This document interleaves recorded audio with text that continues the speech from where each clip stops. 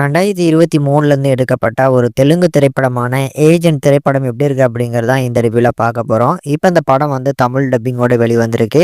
And இந்த படத்தை ஒரு ஸ்பை த்ரில்லர் மூவியாக எடுத்திருக்கிறாங்க. அண்ட் படத்தில் லீட் பண்ணியிருக்கிறது நம்ம மம்மூட்டி, அகில், வரலட்சுமி சரத்குமார்னு சொல்லி பல நட்சத்திரங்கள் இந்த படத்தில் நடிச்சிருக்க இந்த படம் எப்படி இருக்குங்கிறத டீட்டெயிலாக பார்க்கலாம். ஃபர்ஸ்ட் கதைன்னு எடுத்துக்கிட்டோம் அப்படின்னா, படத்தில் நம்ம ஹீரோவாக வரக்கூடிய அகில். ஸோ இவர் சின்ன வயசுலேருந்தே ரா ஏஜெண்டாக வரக்கூடிய நம்ம மம்மூட்டியை இன்ஸ்பயர் ஆகி தான் வந்து பார்த்தீங்கன்னா அவரே மாதிரி எப்படியாவது ஒரு ஸ்பை ஏஜென்ட் ஆகணும் அப்படின்னு முயற்சி பண்ணிட்டு இருக்கிறாரு.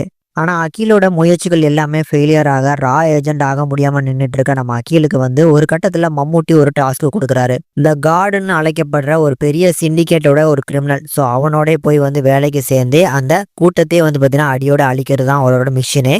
ஸோ அதை நம்ம அகில் வந்து முடிச்சாரா இல்லையாங்கிறது தான் படத்தோட மொத்த கதையுமே. ஃபர்ஸ்ட் இந்த படத்தில் இருக்கக்கூடிய பாசிட்டிவ் பாயிண்ட்ஸ் அப்படின்னா, ஸோ நம்ம அகிலும் சரி மம்மூட்டியும் சரி அவங்களோட எஃபெக்டை கொடுத்து இந்த படத்தில் நடிச்சிருக்காங்கன்னே சொல்லுவேன்.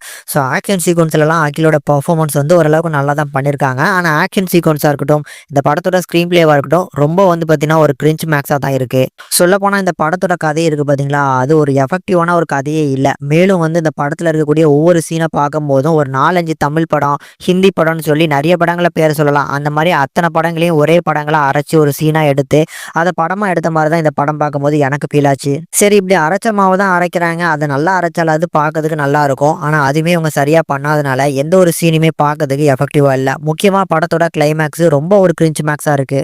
இதை தாண்டி மற்ற கேரக்டர்ஸ்னு எடுத்துட்டோம் அப்படின்னா, படத்தில் வரக்கூடிய ஹீரோயின் அவங்க ஒரு 2 சீனுக்கு வராங்க, 2 சாங்குக்கு வராங்க. அதுக்கப்புறம் அவங்க எங்கே போனாங்க அப்படின்னு தெரில. இதே மாதிரி தான் வரலட்சுமி படத்தில் இருக்காங்க, ஆனால் எதுக்கு இருக்கிறாங்க அப்படின்னே தெரில. இந்த மாதிரி எக்கச்சக்கமான கேரக்டர்ஸ் வந்திருந்தாலும் கேரக்டர்ஸை ப்ராப்பராக யூஸ் பண்ணிக்கல.